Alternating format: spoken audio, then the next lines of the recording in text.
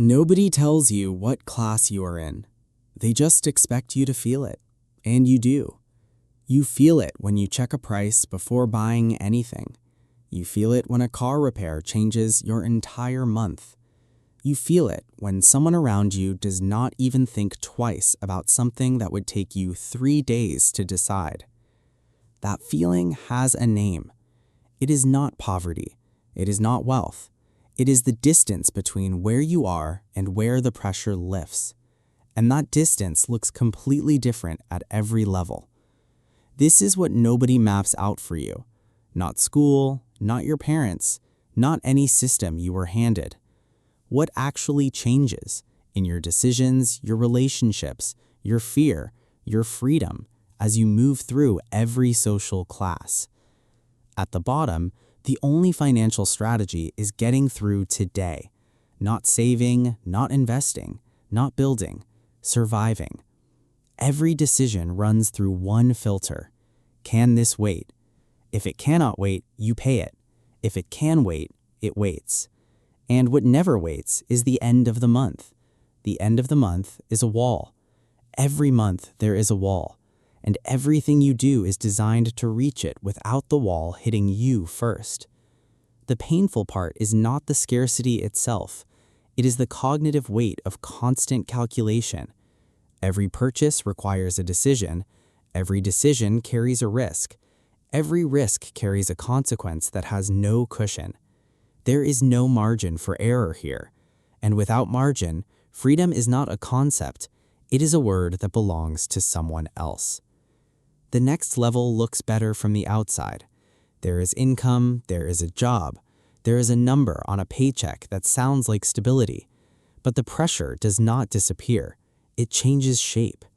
The fear is no longer, will I eat?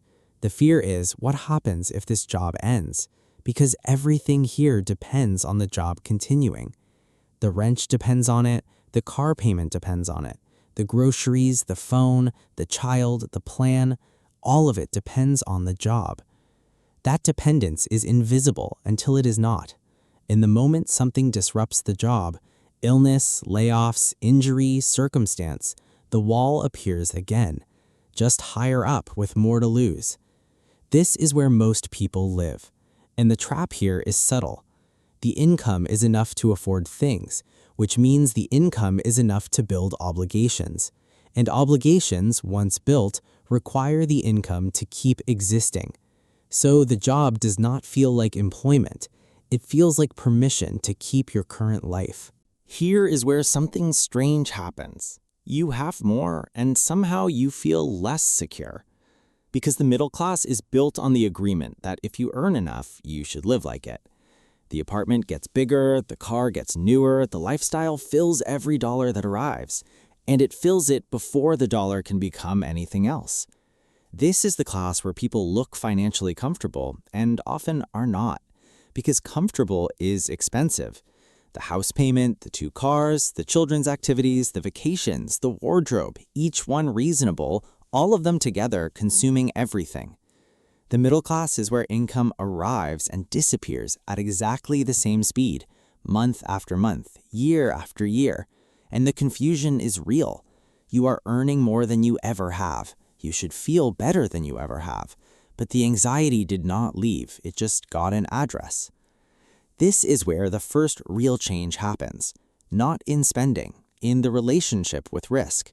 When income reaches a level that creates genuine surplus, money that arrives and is not immediately claimed, something fundamentally changes. The unexpected expense becomes inconvenient instead of catastrophic. The bad month becomes uncomfortable instead of dangerous. The job becomes a choice instead of a requirement.